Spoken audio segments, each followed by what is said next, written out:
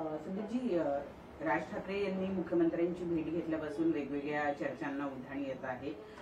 या भेटीचं नेमकं कारण कळू शकलं नसल्यामुळं चर्चा अशी सुद्धा आहे की शिंदे आणि मनसे हे एकत्रित येणार आणि शिंदे गटाच्या अनेक आमदारांनी मंत्र्यांनी सुद्धा आम्ही स्वागत करू असं जर झालं तर असं म्हटलेलं आहे। यावर काय प्रतिक्रिया? मुळात विषय असा आहे की आत्ताचे मुख्यमंत्री जर भेटतात तरी आधीचे जे 2.5 वर्ष मुख्यमंत्री होते ते भेटायचेच नाहीत कोणाला।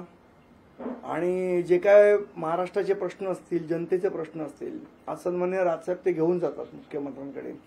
त्याच्यावर सकारात्मक असा प्रतिसाद मिळतो, मार्ग निघतो। शेवट जनतेचे प्रश्न मांडण्यासाठीच आपण सगळेजण राजकारणात आहोत।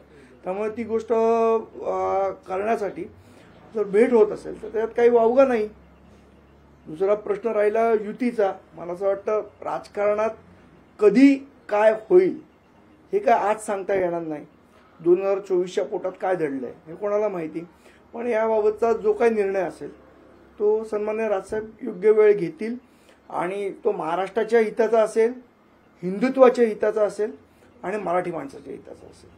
परंतु कालपासून म्हणजे जसं शिंदे यांच्या मंत्र्यांना विचारणा केलेली असतं त्यांचंही अशाच पद्धतीचं मत आहे की राज ठाकरे हा हिंदुत्ववादी चेहरा आहे, मराठी माणसाचा चेहरा आहे आणि शिवसेनेचा सुद्धा कायम अजेंडा हाच राहिलेला आहे। हेच दोन मुद्दे राहिलेले आहेत। मुळात असं आहे की सन्माननीय राजसाहेबांकडे बाळासाहेबांच्या विचाराचा वारसा आहे। वास्तूचा वारसा असेल काही लोकांकडे, पण विचारांचा जो वारसा आहे तो सन्माननीय राजसाहेबांकडेच आहे।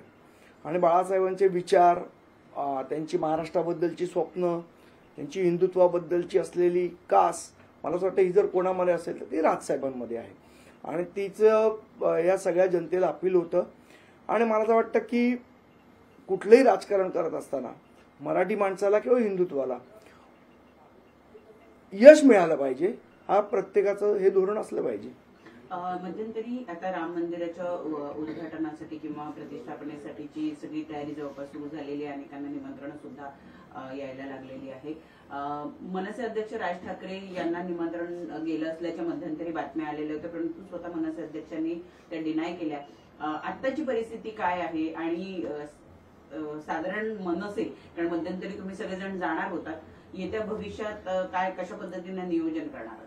मला असं वाटतं की प्रभू रामचंद्रांच्या दर्शनासाठी कोणाच्याही निमंत्रणाची आवश्यकता नाहीये। प्रभू रामचंद्रांच्या मनात आणलं की ते भक्तांना आपोआप बोलवून देतात आणि आम्हाला काही प्रभू रामचंद्रांच्या दर्शनासाठी तिसऱ्या व्यक्तीच्या निमंत्रणाची गरज नाही ना। प्रभू रामचंद्रांनी निमंत्रण दिलं की आम्ही जाऊ। पण या भेटींवरनं आता म्हणजे मनसे अध्यक्ष आणि मुख्यमंत्र्यांच्या भेटीवरनं राजकारण सुद्धा अनेक ठिकाणी होताना दिसतंय। नेमकं भेटीचं कारण काय होतं हे कळू शकलंय का? आणि नंबर 2 की जितेंद्र आव्हाड असं म्हणाले आहेत की मनसे अध्यक्ष आणि मुख्यमंत्री यांना एकमेकांच्या घरचा चहा खूप आवडतो म्हणून सारखे दोघे एकमेकांना भेटत असतात। जितेंद्र आव्हाडांचं सोडून द्या, त्यांना काय आवडतं ते कारण अजून कोणालाच कळलेलं नाही नेमकं त्यांना काय आवडतं ते।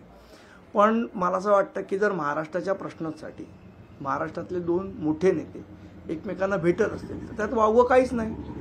आणि राजकारणात आता लोकसभा निवडणूक आहेत, पुढे विधानसभा निवडणूक आहेत, 2024 मध्ये सगळ्याच निवडणूक आहेत, त्याबाबत काही चर्चा झाली असेल तर त्याच्यात काय वावगं आहे? चुकीचं काहीच नाही।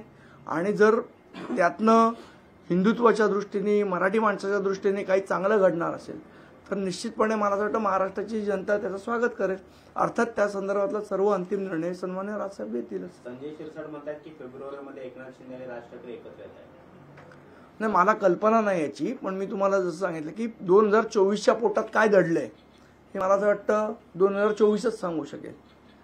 22 जानेवारीला मुंबईमध्ये आंदोलन करण्याचा इशारा जाधव पाटील यांनी दिलाय। काल त्यांचं एक शिष्टमंडळ आलं होतं ज्यांनी मुंबईतल्या 3 ते 4 मैदानांची पाहणी केलेली आहे।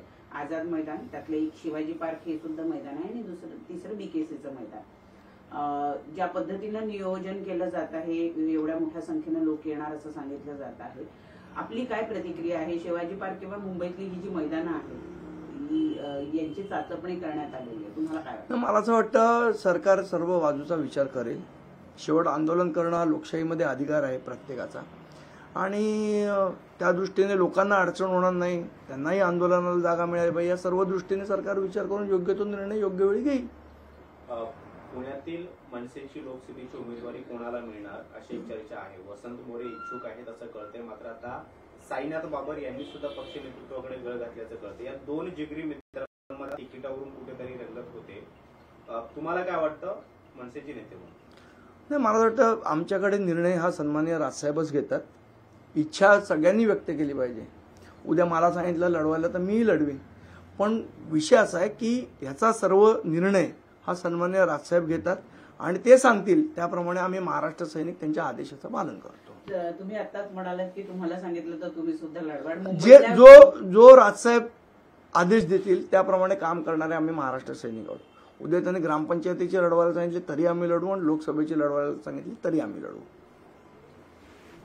मुंबईतला कुठला असेल जर त्यांनी सांगितलं तो निर्णय त्यांनी घ्यायचा आहे ना.